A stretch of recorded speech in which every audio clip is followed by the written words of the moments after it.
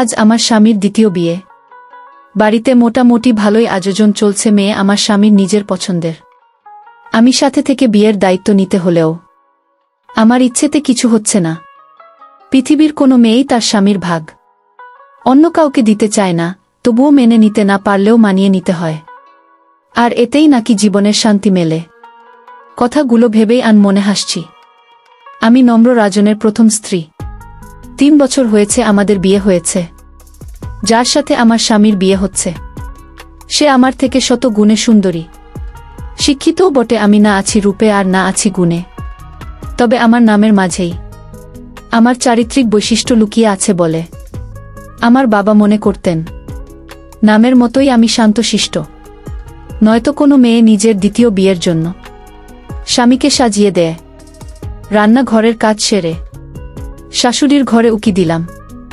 শাশুড়ি আর আমার বড় ছোট জামিলে রাজনের বিয়ের জন্য কেনাকাটা করা শাড়ি গয়না খুঁটিয়ে খুঁটিয়ে দেখছে।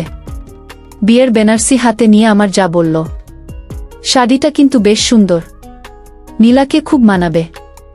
আর মানাবেই না কেন? নীলা তো আর আপনার নম্রতার মতো কালো কাক নয়। কথাটা বলেই মুখ বাঁকালো মিতু। আমি খেয়াল করলাম আমার শাশুড়ি মা ও আজ কেমন চুপচাপ, কোনো প্রতিবাদ করছে না। আমার গায়ের রং কালো বলে আমার যা আর রাজন আমার আড়ালে কালো কাক বলেই ডাকে। আমার শাশুড়ি নিজে পছন্দ করে আমাকে এ বাড়ির বউ করে এনেছিল। তার সামনে কেউ কখনো আমাক ছোট করে বলতে পারত না।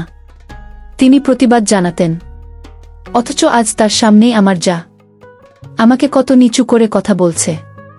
অথচ আমার শাশুড়ি ঠায় বসে বিয়ের জিনিসপত্র দেখছে। আমি বুঝতে পারলাম তাহলে আমার শাশুড়ি মাও চাইছে না আমি আর এ বাড়িতে না থাকি। এ বাড়ির আজও আমার ফুরিয়ে এসেছে। শাশুড়ির রুমের সামনে থেকে নিজের রুমের দিকে পা বাড়াতেই মনে হলো, এ ঘর তো আর আমার নয়। আর কয়েক ঘন্টা বাদেই আমার বিছানা, আমার ঘর অন্য জনের দখলে চলে যাবে। এটা ভেবেই বুকটা কেমন হু হু করে উঠল। তবুও রাজনকে এক নজর দেখার জন্য দরজার আড়ালে গিয়ে দাঁড়ালাম। গিয়ে দেখলাম রাজন খয়েরি রঙের একটা শেরওয়ানি পরে কারো সাথে ভিডিও কলে কথা বলছে। বুঝতে পারলাম ফোনের ওপারে নীলা ছাড়া আর কেউ নেই। আমার স্বামীর দ্বিতীয় বিয়ে করার কারণ হলো আমার গায়ের রং। আমার গায়ের রং কালো বলে রাজন আমাকে তার পাশে দাঁড় করাতে লজ্জা পায়। আমাকে নিয়ে ঘুরতে যেতে তার মাথা নাকি নিচু হয়ে যায়। আমার গায়ের রং নিয়ে তার অনেক সমস্যা। রাতের আধারে নিজের চাহিদা মিটাতে এই কালো শরীরেই ডুব দেয়।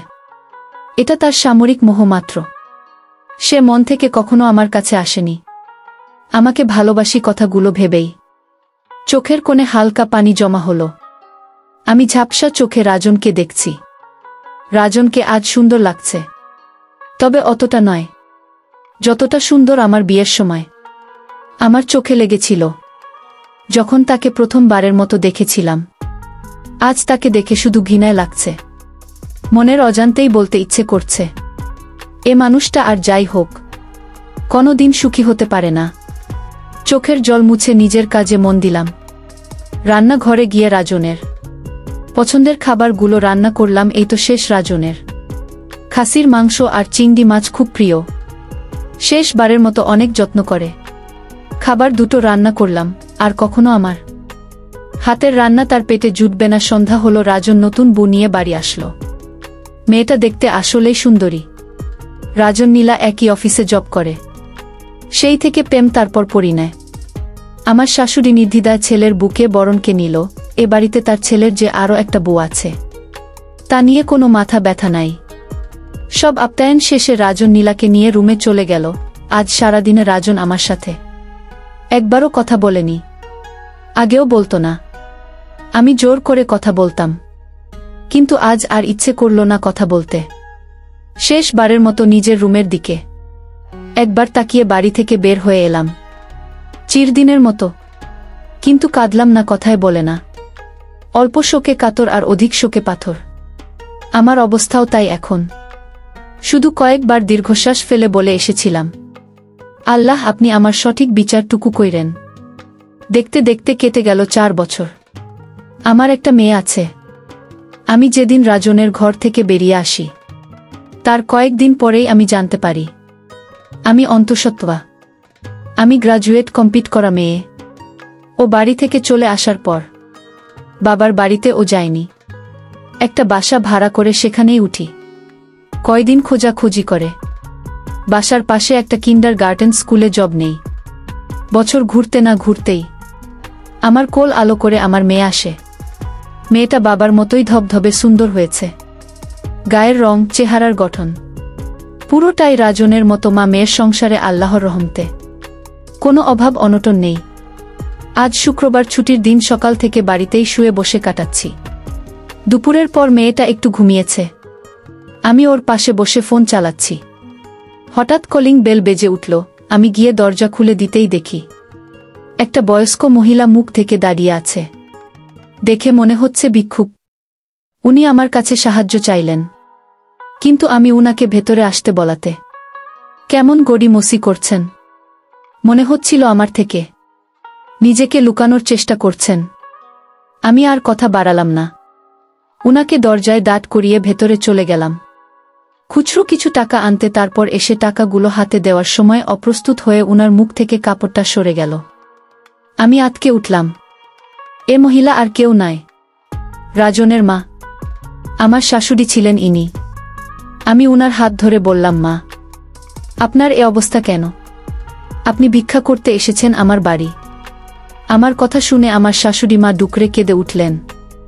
আমি উনাকে ভেতরে নিয়ে এসে সোফায় বসালাম। উনি কাঁদতে কাঁদতে বললেন, সব তোর অভিশাপ রে মা। আমরা অন্যায় করেছি তোর সাথে, তুই আমাদের মাফ করে দে। বলেই আবারও কাঁদতে লাগলেন। আমি কি বলবো বুঝে উঠতে পারছি না। অবাক হয়ে তাকিয়ে আছি তার দিকে।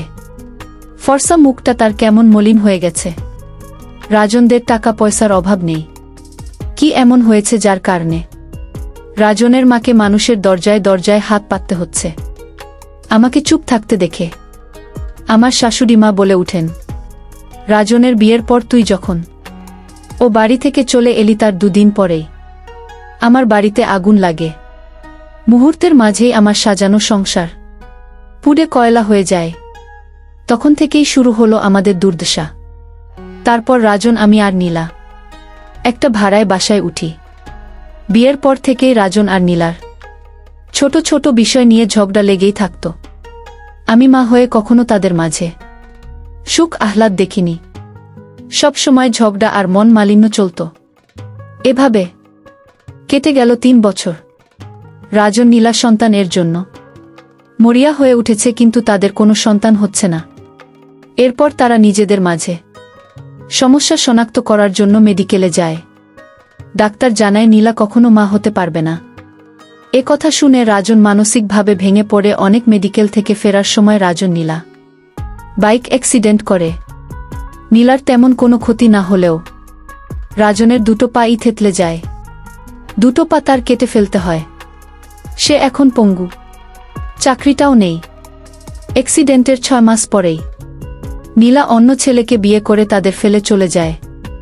আমরা মা ছেলে এখন খেয়ে না খেয়ে দিন পার করছি রে মা। কথাগুলো বলেই কান্নায় ভেঙে পড়ে আমার শাশুড়ি শাহিনা বেগম। আমি প্রাণহীন মূর্তির মতো সবটা শুনলাম।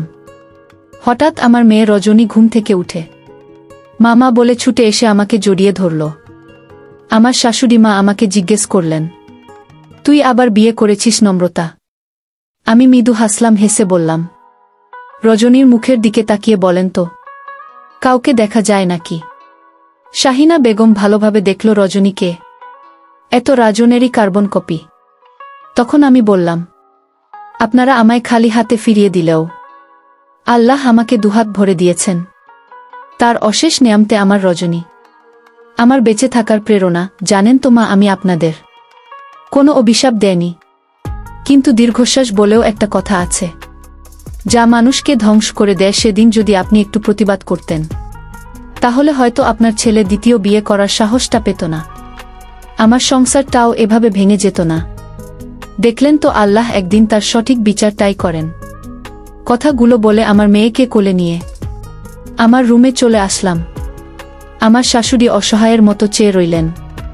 পেছনে কি হচ্ছে আমার দেখার দরকার নেই। সেদিন আমাকেও কেউ দেখেনি, আমার বুক ভাঙা আর্তনাদ কেউ শোনেনি। আল্লাহর প্রত্যেকটা সৃষ্টিই সুন্দর। সেই সৃষ্টিকে অবহেলা করা মানে আল্লাহর প্রতি অসম্মান প্রদর্শন করা, আর আল্লাহকে অসম্মান করার শাস্তি তিনি নিজে হাতেই দিয়ে থাকেন। এই গল্প থেকে আমরা শিখলাম, কোনো কিছু কি অবহেলা করা আমাদের উচিত নয়, সবই আল্লাহর সৃষ্টি।